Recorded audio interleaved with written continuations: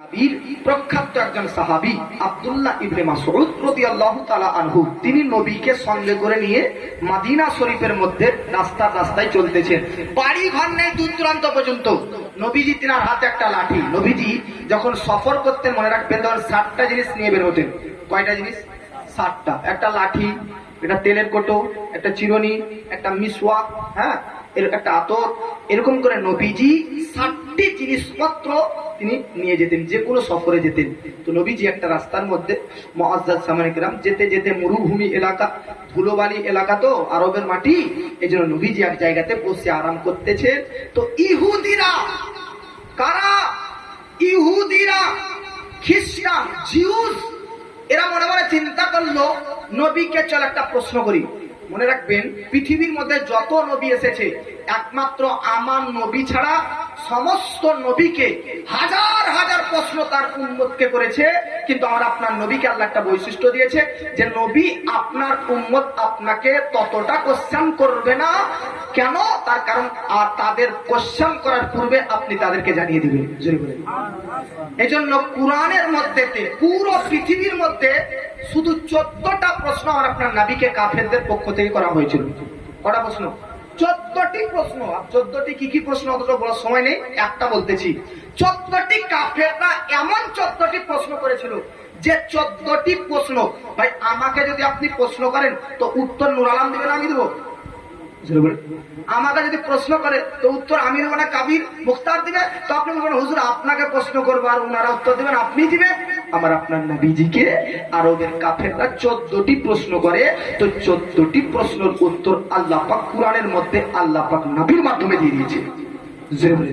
14টি প্রশ্নের উত্তরই আল্লাহ পাক দিয়েছে কুরআনের মাধ্যমে আমার আপনার নবীজি জবান দিয়ে। জোরে বলেন সুবহানাল্লাহ। এক নম্বর কোশ্চেন কাফেররা, ইহুদিরা কোশ্চেন করতেছে, ইয়াসআলুনাকা আনির রূহ, রূহের ব্যাপারে নবী ইহুদিরা আপনাকে জিজ্ঞাসা করতেছে। ইহুদিরা আসার পর বলতেছে, নবী বলো তো রূহ কি? রূহ কি জিনিস? তো এটা কোরআনের মধ্যে আয়াত উল্লেখ রয়েছে, ইয়াসআলুনাকা আনির রূহ। নবী আপনাকে ওরা জিজ্ঞেস করতেছে রূহ সম্পর্কে, রূহ প্রসঙ্গে, রূহ সংক্রান্তে, রূহের বিষয়ে। কুল, আপনি তাদেরকে বলুন, আর রূহ মিন আমরি রব্বি, আমি রবের একটা হুকুম। জয় বলুন সুবহানাল্লাহ। এটা একটা আল্লাহর রবের এটা একটা হুকুম। রূহটা দেখা যায় না, রূহ স্পর্শ করা যায় না, রূহ টাচ করা যায় না, রূহ ছোঁয়া যায় না, তবে এটা আল্লাহর হুকুম, এটা অবশ্যই আছে, এটা মানতে হবে কি হবে না? এটার প্রতি বিশ্বাস রাখতে হবে কি হবে না? এটার প্রতি ঈমান আনতে হবে কি হবে না? এ মুআজ্জাজ, আপনার শরীর থেকে রূহ বেরিয়ে যাওয়ার পর, চাহে প্রথম আসমানে থাকুক, চাহে আকাশে থাকুক, চাহে দ্বিতীয় আসমানে, চাহে 7 নম্বর আসমানে, যেখানেই থাকুক না কেন, শরীরের সঙ্গে একটা কিন্তু কানেকশন থাকবে। কি থাকবে না? আজ এই যে স্টেজ, আমরা জালসা স্টেজ যাই বললেন, তো এটা তো ছোট প্রোগ্রাম, কখনো কখনো কটলিস মাইক গুলো একটা কোনো তার লাগা থাকে না, শুধু ব্যাটারি লাগা থাকে, এটা কি থাকে না অনেক স্টেজ?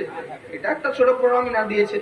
তো বড় বড় স্টেজ দেখবেন একটা থাকে, বক্তাকে নিয়ে আসে, তখন নাড়া লাগাতে নিয়ে আসে না, তুমি করে ধরে। তো দেখবেন ওই মাইক্রোফোনটার সঙ্গে মেশিনের একটা কানেকশন, ওখানেও যদি থাকে তো ওখানে একটা কানেকশন লেগে যায় না, এখানে যদি থাকে তো একটা যোগাযোগ থাকে না।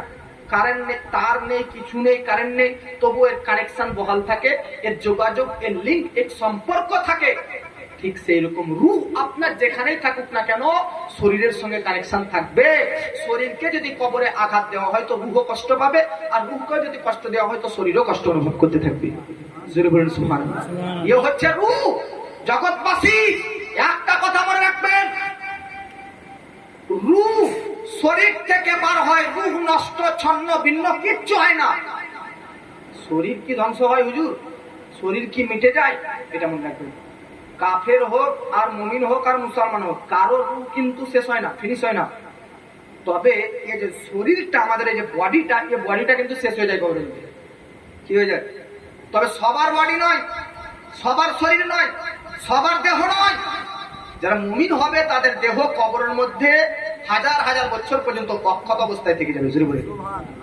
জাপানের মেডিকেল সায়েন্স, জাপানের ডক্টররা একটা বিষয় নিয়ে আবিষ্কার করলো যে মানুষের ডেড বডি, মানুষের দেহটা কবরের মধ্যে, মাটির মধ্যে কতক্ষণ পর্যন্ত, কতদিন পর্যন্ত সুরক্ষিত থাকে। তো মেডিকেল সায়েন্সরা শেষ ব্যবহারে গবেষণা করে, রিসার্চ করে জগৎবাসীকে জানালে 90 দিন পর যদি কোনো কবরকে খোলা যায় তো দেখবেন তার হাড় পর্যন্ত মাটিতে মিশে গেছে। 3 দিন পর একটা মানুষকে মাটি দেওয়ার 3 দিন পর সর্বপ্রথম তার নাকটা পচতে আরম্ভ করে। একটা মানুষকে মারা যাওয়ার 6 দিন পর তার আজকে মুআজ্জাজ সামাইনে কেরাম চোখ আর কান পচতে আরম্ভ করে। একটা মানুষ মারা যাওয়ার 16 দিন পর মুআজ্জাজ সামাইনে কেরাম তার শরীরের চামড়াগুলো বলতে থাকে। এইরকম করে একটা বিজ্ঞানী সায়েন্টিস্টরা বলে দিয়েছে একটা টাইম, যে এই টাইমে এই হয়, এই সময় এটা সময় হয়। তবে 3 মাস 90 দিন 90 ডে 90 দিনের মধ্যে একটা ব্যক্তির কবরকে খনন করে দেখবেন পুরোপুরি মাটিতে মিশে চূর্ণ বিচূর্ণ হয়ে গেছে। আফসোস লাগতেছে অন্তরে যে শরীরকে আপনি নামি দামি মেকআপ দিয়ে সাজান, যে শরীরকে আপনি দামি দামি ব্র্যান্ডেড পোশাক পরিধান করা, যে চেহারাতে আপনি মেকআপ করেন, সে চেহারা 90 দিনের মধ্যে ফিনিশ হয়ে যায়।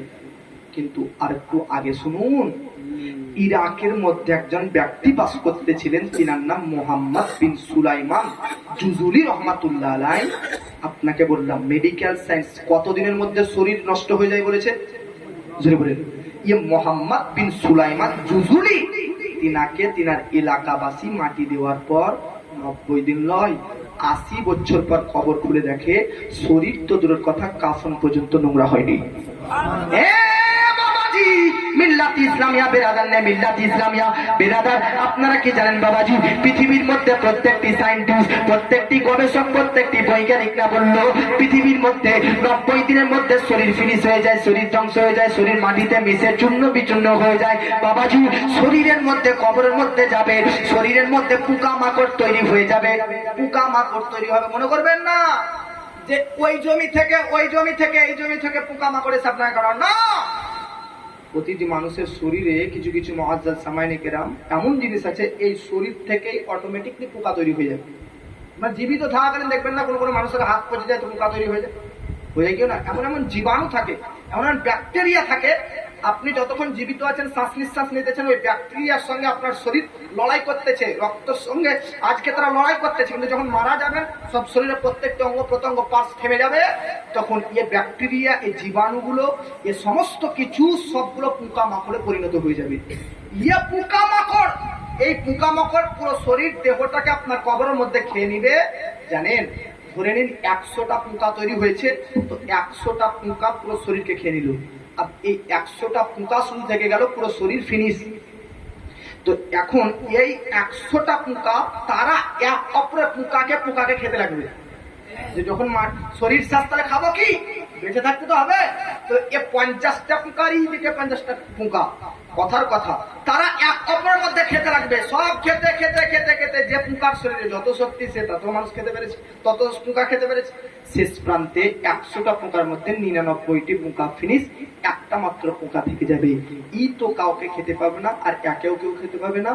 ই শেষ প্রান্তে না খেয়ে নিজে নিজেই মারা যাবে। এটা হচ্ছে আপনার অস্তিত্ব, আমার অস্তিত্ব। কিন্তু মোহাম্মদ বিন সুলাইমান ইরাকের মধ্যে একজন ব্যক্তি, আপনাকে স্টেজ থেকে 12 জন ব্যক্তিত্ব আমার পড়া আছে, যিনাদের প্রকাশ্যভাবে পৃথিবী জেনেছে যে কবরের মধ্যে 70 বছর পেরিয়ে গেছে, তবু কবরের মধ্যে শরীর অক্ষত আছে। তাদের প্রত্যেককে জীবনী পড়া গিয়েছে। কেউ বেধর্মী কাফির মুনাফিক ছিল না, সকলেই প্রত্যেকজন এক একটি যুগের আল্লাহর ওলি এবং মহান ঈমানদার ব্যক্তি ছিল। কয়েক প্রকারের ব্যক্তির শরীরকে, রূহ তো কারো নষ্ট হয় না, এটা তো মনে আছে আপনাদের, রূহ কারো ধ্বংস হয় না, তবে শরীরটা কাদের কারো ধ্বংস হয়। যারা মুনাফিক হবে, বেঈমান হবে, কাফের হবে, বেঈমানদার হবে, তাদের শরীরটা, দেহটা, মুআজ্জাজ বডিটা পোকামাকড় খেয়ে ধ্বংস 90 দিনের মধ্যে হবে। তবে মোহাম্মদ বিন সুলাইমান জুজুলি ইরাকের মধ্যে উনি একজন ব্যক্তি, ওনার কবর 80 বছর পর খোলা যাচ্ছে হুজুর, তবুও দেহকে পর্যন্ত কাজ করতে পারেনি, কাফন তো দূরের কথা। মুআজ্জাজ সামাইনে কেরাম, তো ইনি কে? তো ইনি হচ্ছেন সে একজন ব্যক্তি যিনি নবীজির প্রতি এত প্রেম ছিলেন, এত ভক্ত ছিলেন, যে নবীজির প্রেমে নিজে থেকে একটা দরুদের কিতাব দালাইলুল খায়রাত বলে লিখে দিয়েছে। এই যে আলেম ওলামাদেরকে জিজ্ঞেস করবে ইমাম সাহেবকে যে হুজুর দালাইলুল খায়রাত বলে কোনো কিতাব আছে?